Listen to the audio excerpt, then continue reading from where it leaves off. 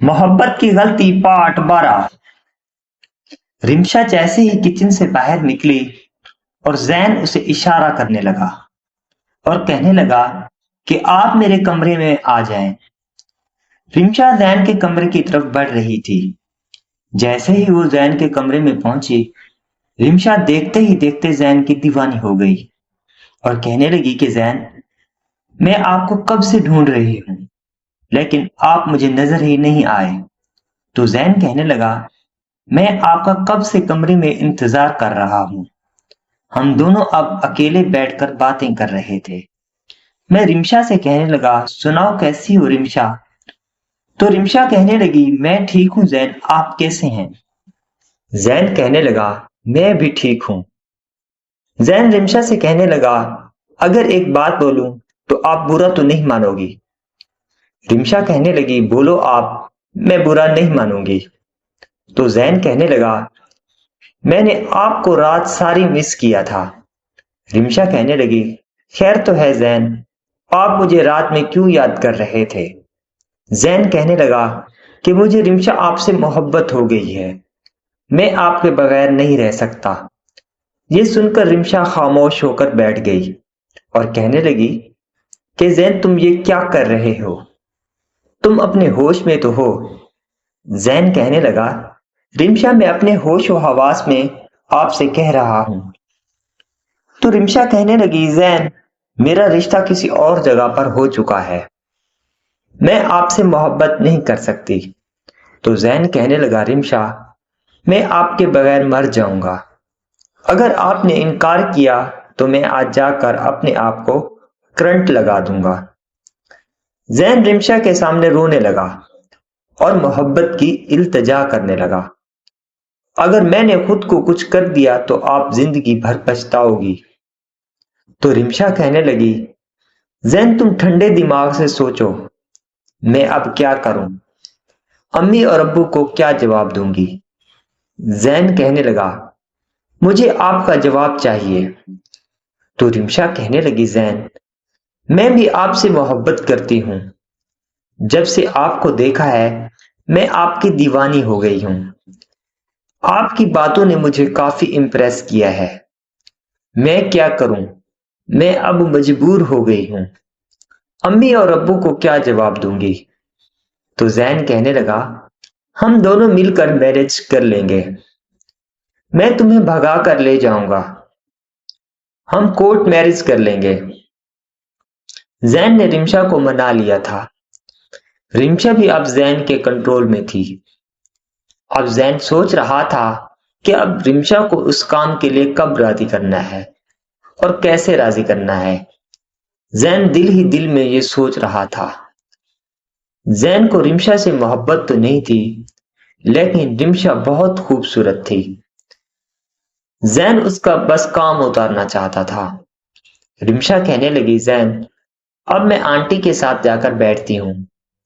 तो जैन कहने लगा, रिमशा, अभी तो आप मेरे पास आई हो, मेरे साथ भी कुछ टाइम गुजारो। रिमशा कहने लगी, जैन, बाहर आंटी और मेरी अम्मी क्या सोचेगी, कितनी देर हो गई है, कहाँ गायब हो गई है।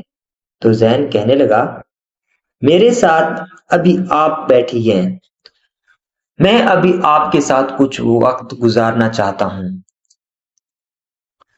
तो रिमशा कहने लगी, अच्छा जैन, मैं आपके सामने बैठी हूं, आप मेरा जितना दीदार करना चाहें कर लें, शाम में हम लोग घर चले जाएंगे। जैन कहने लगा, रिमशा, आज तुम हमारे घर पर रह लो। रिमशा कहने लगी, जैन, बहुत मुश्किल है, क्योंकि कल हमें कराची भी जाना है और घर पर जाकर तैयारी भी करनी है। जैन कराची का सुनकर बहुत परेशान हुआ और कहने लगा, रिमशा, आप कराची एक दो दिन नहीं जाओ। रिमशा कहने लगी, जैन, मेरी अम्मी नहीं मानेगी, क्योंकि घर पर मेरे अब्बू और भाई परेशान होते हैं। तो जैन कहने लगा कि कोई ना कोई तो हल होगा। रिमशा कहने लगी, जैन, मैं कुछ सोचती हूँ। अब जैन ने उसके हाथ अपने हाथों में ले लिए और कहने लगा, रिमशा, अगर आप चली जाओगी तो मैं आपके बगैर नहीं रह पाऊंगा। रिमशा कहने लगी, जैन, मुझे जाना तो होगा, क्योंकि मैं यहाँ पर मुस्तकिल नहीं रह सकती। हमारा घर भी यहाँ पर नहीं है। जैन कहने लगा, अच्छा रिमशा, मैं ऐसा करता हूँ, कल आपको कोई ऐसी जगह पर लेकर चलता हूँ जहां पर हम आउटिंग करेंगे। और रिमशा मान गई और कहने लगी, मैं कल आपको टाइम व्हाट्सएप कर दूंगी, आप आना और मुझे लेकर जाना। वो मेरे कमरे से चली गई और जाकर मामी के साथ बैठ गई। मामी रिमशा से कहने लगी, रिमशा कहाँ गायब थी? रिमशा कहने लगी, मामी मैं आपके घर देख रही थी। मामी कहने लगी, रिमशा मेरा घर आपको कैसा लगा? रिमशा मामी से कहने लगी, आपका घर तो बहुत बड़ा है और बहुत खूबसूरत भी है। मामी कहने लगी, बेटा, ये तुम्हारे मामू ने अपनी पसंद से बनवाया है। अब हम बातें ही कर रहे थे कि हिना आ गई और कहने लगी कि खाना तैयार हो गया है। मैं खाना खाने लगा तो मामी कहने लगी कि हाँ बेटा, खाना टेबल पर लगा दो। हम सब लोग खाने की मेज पर आ रहे हैं। तकरीबन 10 मिनट के बाद हिना ने तमाम खाना मेज पर लगा दिया। सब खाने की टेबल पर आ गए। सब लोग खाना खा रहे थे। खाना बहुत लजीज और मजेदार था, क्योंकि मैं आपको पहले भी बता चुका हूँ कि हिना मजेदार किस्म के खाने बनाती है। मैं रिमशा से कहने लगा, रिमशा खाना कैसा बना है? रिमशा कहने लगी, खाना तो काफी मजेदार और लजीज है। रिमशा कहने लगी, जैन, आप लोग कब कराची का चक्कर लगाएंगे? तो मैंने मामी की तरफ इशारा किया कि जब मामी हमें आपके घर लेकर आएंगी तो हम जरूर आएंगे। जब हम खाने से फारिग हुए तो मामी मेहमानों से पूछने लगी कि आप कौन सी कोल्ड ड्रिंक पीना पसंद करेंगी। तो रिमशा कहने लगी, आंटी मैं आप पेप्सी मंगवा लें। मामी जैन से कहने लगी कि बेटा एक पेप्सी की बोतल लेकर आ जाओ, बड़ी वाली। और मैं जाकर बाहर चला गया और बेकरी पर जाकर एक पेप्सी की जंबो बोतल खरीदी और साथ में रिमशा और जैन के लिए स्टिंग बोतल भी खरीद ली। जब मैं घर पहुंचा तो हिना और रिमशा ने जब स्टिंग की बोतल देखी तो वो बहुत खुश हुई, क्योंकि स्टिंग बोतल को देखा तो वो बहुत खुश हुई क्योंकि स्टिंग बोतल उन दोनों को बहुत ही पसंद थी। अब मेहमानों ने मामी से इजाजत मांगना चाही, लेकिन मामी ने उन्हें इजाजत नहीं दी। मामी कहने लगी कि आप आज रात का खाना भी यहीं पर खाएंगे और आज रात आप यहाँ पर रुकेंगे और सुबह का नाश्ता भी हम लोग ही आपका बनाएंगे। लेकिन आंटी इनकार करने लगी और कहने लगी कि हम कल कराची के लिए रवाना होंगे। तो मम्मी कहने लगी कि आपको मैं नहीं जाने दूंगी, आज आप यहीं पर रुकेंगे और कल आप जाएंगे। मामी ने बहुत इसरार किया तो आंटी मान गई। कहने लगी, ठीक है, आज रात हम यहाँ पर ही गुजारेंगे। और मामी मेहमानों से पूछने लगी कि आज शाम में आप लोग क्या खाना पसंद फरमाएंगे। तो आंटी कहने लगी, जो आप पकाएंगे बस खा लेंगे। मामी आंटी से कहने लगी, मैं आपके लिए बिरयानी और कोफ्ते बनाती हूँ। मामी हिना को आवाज दी, बेटा बिरयानी और कोफ्ते बनाना शुरू कर दो। अब दोबारा हिना और असमत दोबारा किचन में लग गई। जैन ने रिमशा को इशारों में कहा कि आप छत पर आ जाएं। मैं छत पर जा रहा हूं। अभी थोड़ी ही देर गुजरी थी कि रिमशा छत पर आ गई और कहने लगी, जैन, मुझे छत पर क्यों बुलाया है? तो जैन कहने लगा, रिमशा, मुझे आपकी बहुत याद आ रही थी और इसीलिए मैंने आपको बुला लिया। रिमशा, मैं आपके बगैर नहीं रह सकता। जब से आपको देखा है मैं आपका दीवाना हो गया हूं। रिमशा कहने लगी, कल हम लोग कराची चले जाएंगे। तो जैन कहने लगा, मैं आपके बगैर नहीं रह पाऊंगा। तो रिमशा कहने लगी, मुझे पाने के लिए आपको जिंदा तो रहना पड़ेगा। जैन कहने लगा, ठीक है, लेकिन कल मैं आपको आउटिंग पर जरूर लेकर जाऊंगा। तो रिमशा कहने लगी, ठीक है। रिमशा कहने लगी कि आज रात हम लोग यहाँ पर रुकेंगे। जैन कहने लगा, रात के 12 बजे मैं आपके पास जरूर आना। मैंने आपके साथ बहुत सारी बातें करनी है। रिमशा कहने लगी, ठीक है, मैं आ जाऊंगी और आप मेरा इंतजार करना। हम सब ने मिलकर रात का खाना खाया। बिरयानी और कोफ्ते बहुत ही मजेदार बने हुए थे। सब लोगों ने हिना के खाने की तारीफ की। आंटी तो हिना के खानों की दीवानी हो गई थी और कहने लगी, हिना, खाना बनाने के साथ साथ और क्या काम कर लेती हो? हिना कहने लगी, आंटी, मैं खाना बना लेती हूँ और स्कूल जाती हूँ। आंटी कहने लगी, हिना, आप कौन सी क्लास में पढ़ती हो? तो हिना कहने लगी, मैं मैट्रिक की स्टूडेंट हूँ। तो आंटी कहने लगी, बेटा, अल्लाह आपके नसीब अच्छे करे।